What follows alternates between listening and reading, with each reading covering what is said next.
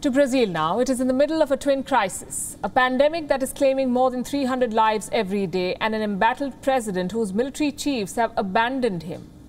Jair Bolsonaro is losing support among his allies. He faces an uphill election, a re-election, next year. There are worries that Bolsonaro will stack the army and government with loyalists, and that if the popular vote is against him, possibly even lead a military takeover. Here's a report. It's no secret, the Brazilian president is a huge fan of Donald Trump. Not just his politics, it seems, but even his television stints. Trump's "You're fired" line from The Celebrity Apprentice is Bolsonaro's new favorite. In the last 1 year alone, the president has booted out 3 health ministers, and on Monday he went on a firing spree. The foreign, defense and justice ministers were shown the door. So were his chief of staff, attorney general and government secretary. Impulsive, disruptive, call it whatever you want, but alarm bells are ringing in Brazil. Bolsonaro has not explained his decision. Only the change of guard at the Foreign Office was expected.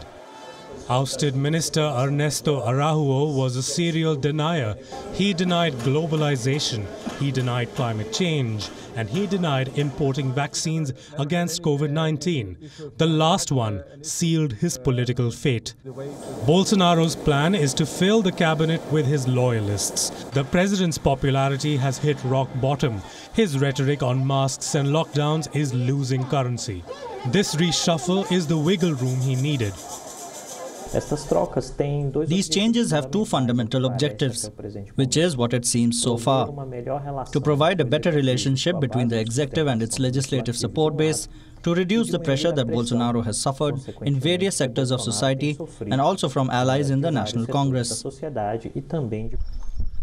Bolsonaro plans to beat the Wuhan virus with politics. His hero tried doing the same. He ended up losing the White House. But Bolsonaro still has a card to play: the military.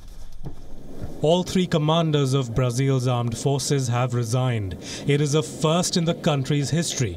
The president was keen on their support, but the military chiefs wanted nothing to do with politics. Brazil has seen this before. From 1964 to 1985, a military regime ruled the country. Since the return to democracy, the army has cultivated an apolitical image, an image Bolsonaro seems intent to shred. He openly boasts of the army's support. He sings praises of the dictatorship and circles back to his career as an army captain. Everyone in Brazil is thinking about it, but no one is saying it out loud. Is a military takeover on the cards? The vice president says there is zero risk of that, but closer to elections, things may change. Bolsonaro is up for re-election next year.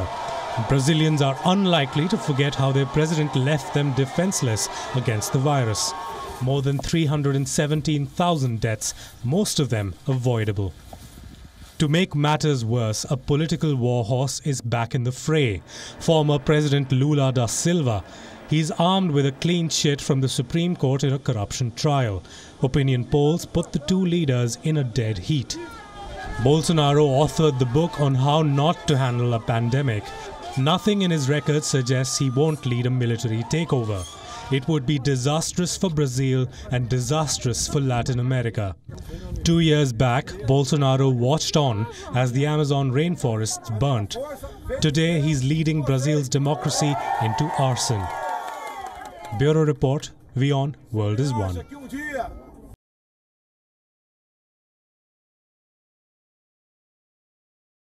WION is now available in your country. Download the app now and get all the news on the move.